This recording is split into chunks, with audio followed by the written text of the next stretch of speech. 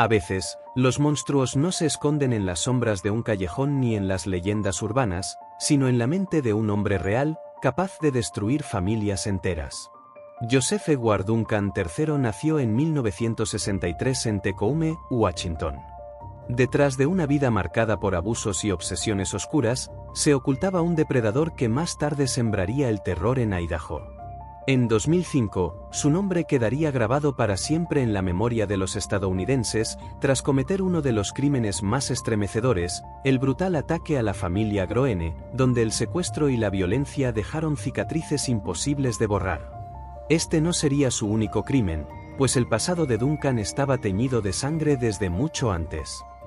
En mayo del año 2005, el condado de Kootenay, en Idaho, se convirtió en escenario de una de las escenas más macabras que la policía local había enfrentado. Dentro de la casa de la familia Groene, las autoridades hallaron los cuerpos sin vida de Brenda Groene, su novio, y el hijo mayor de apenas 13 años.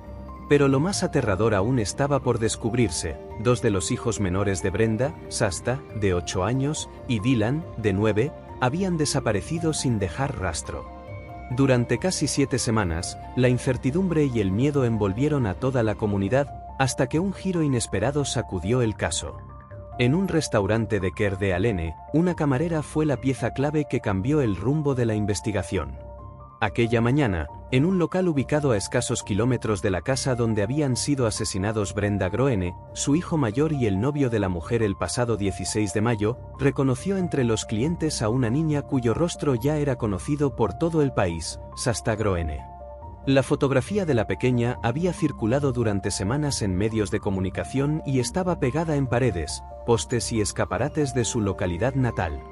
La camarera, con nervios de acero, intentó ganar tiempo, le entregó a Shasta unos lápices de colores y un papel para pintar, mientras en silencio buscaba la forma de alertar a la policía. Lo que nadie sabía aún era dónde había estado la niña durante aquellas 6 interminables semanas de cautiverio. El terror que debió vivir en ese tiempo sigue siendo un misterio que solo ella conoce. Días después, la esperanza se transformó en horror, cuando los restos de Dylan fueron hallados en una zona remota cerca de St. Regis, en Montana. La brutalidad del crimen no dejaba dudas. Duncan no solo había asesinado a sangre fría, sino que había secuestrado, torturado y jugado con la vida de aquellos niños como si fueran simples objetos de su perversión. Pero este era solo el inicio de la pesadilla. Durante su encarcelamiento, las autoridades comenzaron a unir piezas de un rompecabezas aún más oscuro. Duncan estaba vinculado al asesinato del pequeño Anthony Martínez en California, en 1997, y al brutal homicidio de 2 niñas en Seattle, ocurrido en 1996. Crímenes que cometió mientras se encontraba en libertad condicional. La investigación sobre la masacre de la familia Groene continuaba abierta, y en ese momento aún no estaba del todo claro si Joseph Edward Duncan tenía algún vínculo previo con las víctimas. Lo único evidente era su capacidad para manipular, secuestrar y asesinar con una frialdad imposible de comprender. Joseph Edward Duncan se convirtió así en uno de los depredadores más escalofriantes de Estados Unidos, dejando tras de sí una estela de sangre y un eco de preguntas que jamás tendrán respuesta. El resultado judicial fue tan abrumador como su historial sangriento: 6 cadenas perpetuas por los asesinatos cometidos en Idaho, 3 condenas a muerte y 3 cadenas perpetuas adicionales en la Corte Federal por el secuestro de Shasta y Dylan y el homicidio del niño, además de 2 cadenas perpetuas en California por el secuestro y asesinato de Martínez. Años después, en octubre del año 2020, el destino dio un giro inesperado. Duncan fue diagnosticado con un glioblastoma, un agresivo tumor cerebral. Se sometió a una cirugía, pero rechazó los tratamientos posteriores de quimioterapia y radioterapia. Los médicos de la Oficina Federal de Prisiones estimaron que le quedaban entre 6 y 12 meses de vida. El 28 de marzo del año 2021, a los 58 años de edad, Joseph Edward Duncan murió en el corredor de la muerte. El monstruo que había arrebatado la vida y la inocencia a tantas víctimas se apagaba, no en la silla eléctrica ni por inyección letal, sino por una enfermedad que consumió su cuerpo. Ahora veamos, ¿quién era Duncan? Es una batalla entre mis demonios y yo, escribió Joseph Edward Duncan en su blog un 24 de abril del 2005. Estoy asustado, muy asustado.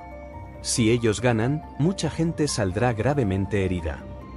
3 semanas después, sus palabras se convirtieron en una trágica profecía cumplida. Duncan irrumpió en la casa de la familia Groene, en Idaho. Allí asesinó brutalmente a 3 de sus miembros, secuestró a 2 niños y los llevó hasta una remota zona de Montana, donde fueron víctimas de abusos. Solo uno de ellos, una pequeña niña, logró sobrevivir. El caso estremeció a todo Estados Unidos, no solo por la crueldad del crimen, sino también por lo que revelaba sobre la mente de Duncan. Especialistas intentaron descifrar qué impulsa a un ser humano a cometer atrocidades semejantes. Algunos apuntaron a anomalías cerebrales que predisponen a ciertos individuos hacia la violencia y el abuso. Otros, a la infancia marcada por soledad, violencia familiar y una madre dominante. Pero más allá de las teorías, la historia personal de Duncan ya mostraba un patrón aterrador. En 1980, con apenas 17 años, fue condenado a 20 años de cárcel por secuestrar y violar a un joven de 14 años a punta de pistola. Durante su detención, confesó haber abusado de al menos 13 menores antes de cumplir los 16. Incluso se sospecha que, estando en libertad condicional en 1997, fue responsable de la desaparición y muerte de un niño de 10 años en California. Muchos expertos lo catalogaron como un psicópata sexual, un individuo impulsivo, incapaz de sentir culpa o remordimiento. La psiquiatría clásica solía hablar de locura moral para describir a personas que, aun sabiendo distinguir entre el bien y el mal, actuaban sin importarles las consecuencias. Otros especialistas insistieron en el peso del entorno. Crecer en un ambiente de abuso y caos puede moldear a alguien hasta convertirlo en un monstruo. Pero, ¿cómo enfrenta la sociedad a individuos para los cuales no existe cura definitiva? En sus escritos, Duncan se quejaba de las leyes que obligaban a los agresores sexuales a registrarse y de las visitas constantes de la policía. Sin embargo, nada de eso fue suficiente para detenerlo. Poco después viajó a Idaho y cometió su último crimen. Finalmente, Joseph Edward Duncan fue arrestado, juzgado y condenado a muerte por sus atrocidades. Pero nunca llegó a ser ejecutado. En 2021 falleció en prisión, víctima de un cáncer cerebral. Su historia deja una pregunta que aún resuena. ¿Estamos preparados como sociedad para identificar a tiempo a quienes esconden monstruos en su interior? ¿O casos como este seguirán recordándonos que, a veces, los demonios más peligrosos no viven en las sombras, sino dentro de la mente humana?